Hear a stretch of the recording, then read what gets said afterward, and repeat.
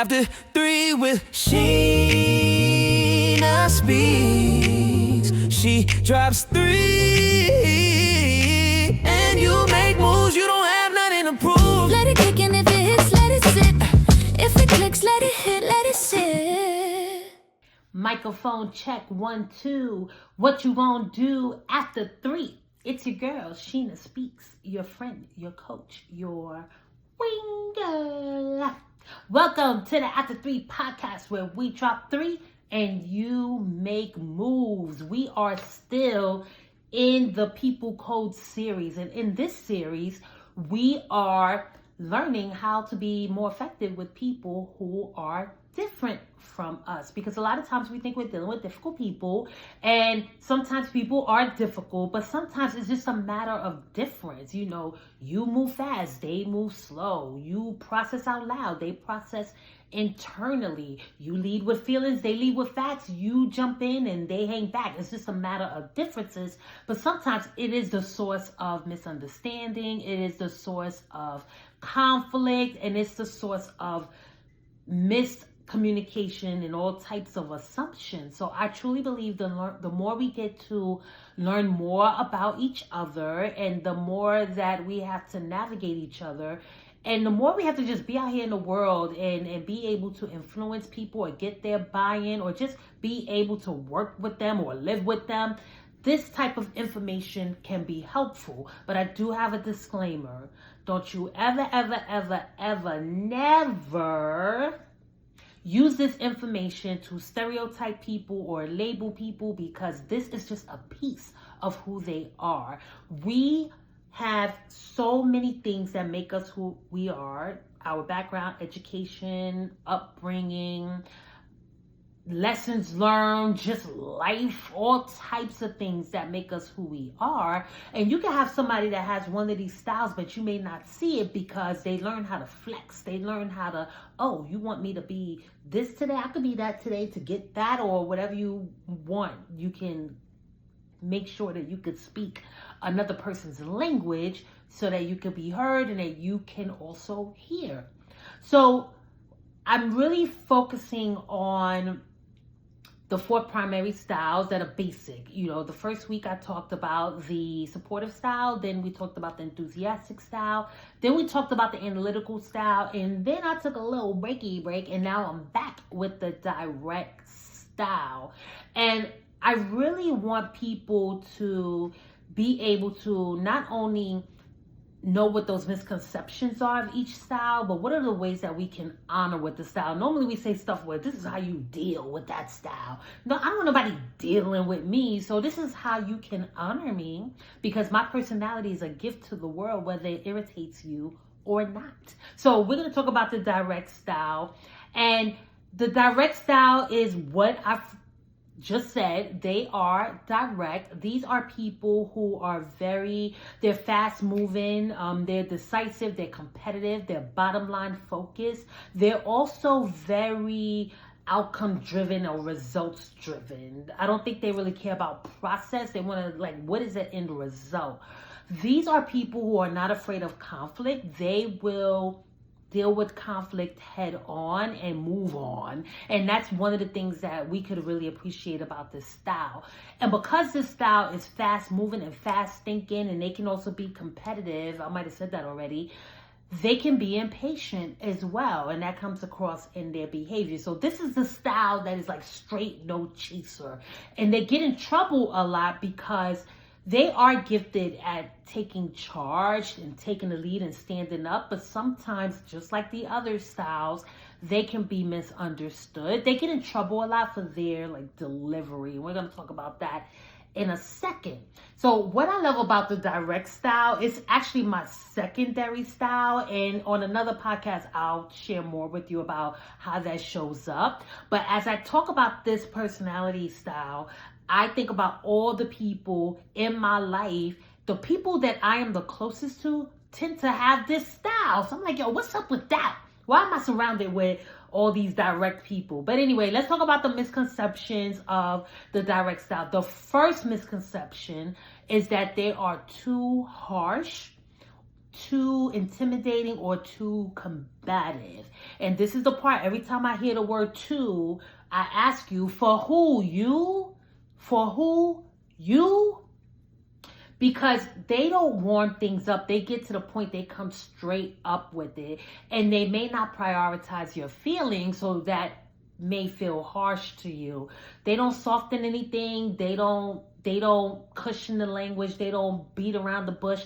And these are people who are probably known for being brutally honest. So I have clients as well that have this style. And one of the things that I coach them on is you can be honest without being brutal. Like, why you gotta be brutal? Because when you think about the truth, anybody knows that the truth can sting you already. The truth can hurt already. So when you add brutality to the honesty, now you being reckless. Like now you are doing too much, and that's too much for me. So you really can appreciate, we'll talk about how you can honor that, but it can appear reckless because of sometimes the way it comes across, and it gets missed. And I like to share with them that, again, what is the intent of your message? Do you want to be heard? Do you want to see some type of change, whether it's in you and the other person? Well, if the goal is for your message to do some type of result that you want, you got to look at how you serve that truth. Like, you got to serve it on a platter. Like, think about a platter of food. You put the food on the platter, you give it to the person, you serve it up, and they eat it up, right? But my direct friends, they will serve the truth, but they'll serve it on a garbage can lid. You cannot serve the truth on a garbage can lid and expect somebody to eat that. So do you want to tell the truth so you can harm and hurt? Or do you want to serve the truth so that you can help, you can sharpen, you can help somebody be better and do better you could do it without, let the truth do its own stinging. You ain't got to add the brutality on top of that. But they value truth, and we all should value truth. And it's just one of those things that, because they're so direct and so truthful, that people take them the wrong way a lot. Sometimes it's just the message gets missed. So the second misconception is that they are bossy or controlling. And the reason why they can come across that way is because they tend to jump in and step up and fix problems. And if they see leadership isn't happening where it needs to be, like whether someone didn't say something they needed to say, or someone didn't do something that they thought that person should do, that they will step in and they'll do it. They'll handle it. That's how they show you that they care. They'll just handle it. And they really do. They don't like slow movement. They take charge when other people hesitate. And one of the reasons why people think that they're bossy or controlling is because they speak with authority. And when they're speaking, they're actually giving you their opinion, but they don't ask or tell. They don't ask. They say things like, you should, or you need to. And it's their opinion because that's what they would do. But it comes across like they're telling you what to do. Like, for instance, my sister, we tell her all the time. Like, I tell her, you're not the boss for me. Like, I don't work for you. You're not the boss of me. And, like, stop telling me what to do. It's like, I'm not trying to tell you what to do. But I just think that it's her giving her opinion in an authoritative way. And there's no question mark with it. There's exclamation points and periods on that. And it's her opinion. She's not telling you what to do. So that's one of the things that gets them tripped up with people, because people take it that way. So the third misconception is that they lack boundaries. And it looks a little something like them walking into rooms without asking. They might invade your personal space. And like I said, they'll give you their opinion about you without you even asking them. They don't care about that. It's like, look, I got something to say. There's a piece of truth here, and I give it to you. Handle it. So they don't read boundaries in the same way that other people might do. They actually expect people to move how they move because they think you just get straight to it. Why are we going around the mulberry bush here? So sometimes that might, of course, depending on what your style is, that might come across as them being or are lacking boundaries. So here are 3 ways that you can honor the style. The first way you can honor this style is be clear, get to the point, and get out, because they don't got time. What do you want? A lot of times people think they got to soften the message for a direct person, but that they actually hate that. They get irritated when people take too long to say what you got to say and hurry up, because I'll get to the point and then get out, right? Because they got something else to do and they want to move on. But don't ramble, don't do no circling, don't give them too much information. They don't need the story, they just need the point. Give them the point. So that's one way you can honor the style. The second way is don't take their speed personally. They automatically process things fast, and after they process, they move. And if you're not on that same speed lane, you might get run over because they just move really fast. And even when they're speaking, you may be talking to them and they're quick with it. And you can be like, well, dang, I wasn't even done finishing what I was saying. Yeah, but now I got to say this, so it's my turn. And a lot of times that again, if they don't think you're moving fast enough, they'll move, and then you might feel that they're being dismissive. So just remember that they just process information, and it doesn't really make it right. It just means that's how they are wired. Now, if they are stepping in your yard or doing stuff that you feel like, yo, back up, you kind of stepping on, just tell them. And we're going to talk about that in a second. So one story I have is my family and I, we love to do escape rooms. And it's probably the most hilarious. I love this when we do escape rooms because everybody is four or five of us. And five. Anyway, it doesn't matter. It doesn't even matter. But anyway, we get into the escape room and everybody's personality shows up. So my sister, is number one direct style. And the minute she gets, so we all walk into the room, and this is our normal, anytime we walk into an escape room, what we do. We walk into the room and everybody kind of does their own thing. We're looking around, looking for clues, trying to figure stuff out. But what is my sister doing? She's pressing buttons. She's pulling on stuff. We like, yo, wait. She's like, what? We don't got time to wait. Just come on. We got to get out of here. She's pressing stuff. And it's just like an example of how it is. Like, she doesn't care about the whole process that everybody's trying to come up with. Like, she doesn't care about the strategy of how we're going to get out of here. She's like, nah, just start pressing stuff. Make a move. What are we doing? So that's an example of how they move so fast and they can be really impatient. So the third way that you can honor this style is respect their backbone. And one thing I appreciate about all the people in my life who have this style, they're not the type where they give it to you straight, but they can't take it straight.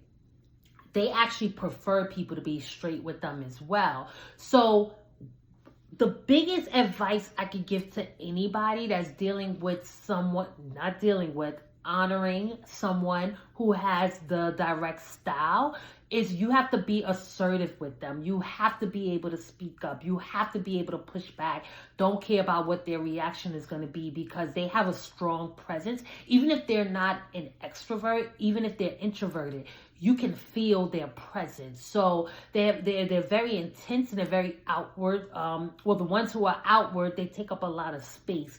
The ones who are inward, they take up space, but it's it's more invisible, but you feel it strong. So you got to be able to push back. You got to be assertive. Say what you mean what you say, and stand on your words, because they're not going to soften up because you stood up, right? They're not going to soften up because you are being assertive, but they tend to respect that. Don't beat around the bush because you're going to be wasting their time and you're going to be getting on their nerves. And direct people, they also respect when you're confident. I have a friend who has this style, and she does value relationships and people, but she cannot stand to see somebody cry. And it's like, if you crying or you crying at work, she's like, yo, what are you doing? You're not supposed to be crying at work. But they really need to see that confidence and that strength in you, and they respect that. So this has been such just an overview of the personality and behavior styles. And if you are saying to yourself that you have heard, I don't know if you looked at or listened to the other episodes, I encourage you to go and look at the episodes. We have the supportive style, the enthusiastic style, the analytical style, and the direct style. And the whole goal is I want us stop expecting people to be you. Stop expecting you from other people, because we are all different for a reason. What I don't have, you don't have, right? Or you might have, that's what I meant. And then what you don't have, I might not have. And that's how we kind of fit together and make strong partnerships and really be able to complement each other. So a lot of times it's the stuff that is deficient in you that irritates you about other people. So if it hit, let it sit. And the series is not over. So the overview of the styles is over. But come back, because now I am going to interview people who have these styles, the people in my life, and we're going to test what I shared here in these episodes, and I'm going to interview them, and you're going to be able to see how they answer and how they respond to my questions. And it's just going to take your learning and understanding of them a little bit deeper, and it should be fun. So, look out for that. The other thing I want to share with you is, don't forget, I made you this one pager that's free of charge. Go over to www.trifecta. Do I even have to say www anymore? I don't know, but trifecta3.com. 3 the number, not the word, and scroll down to where you see digital products and click on the button that says Gumroad, and it will take you to my digital store where you can access the free one pager that I made for you called the People Decoder. And it kind of breaks down the different styles, how they show up, what irritates them, how to work with them or honor them a little bit better. In addition to that, one of my specialties is one-on-one coaching. Also, you can bring this into your organization, and also do team building. And one of my favorite things to do is to help people who probably don't even like each other work together better, because those two things can coexist. So it's your girl, Sheena Speaks, and this is the conversation that needed to happen, brought to you by Trifecta Strategies. Follow us on Instagram at Trifecta Strategies, Facebook, and LinkedIn. So until next time. I was supposed to say something else and I forgot. Don't talk about it, be about it. All right, till next time. Bye. Let it kick in, if it hits, let it sit. If it clicks, let it hit.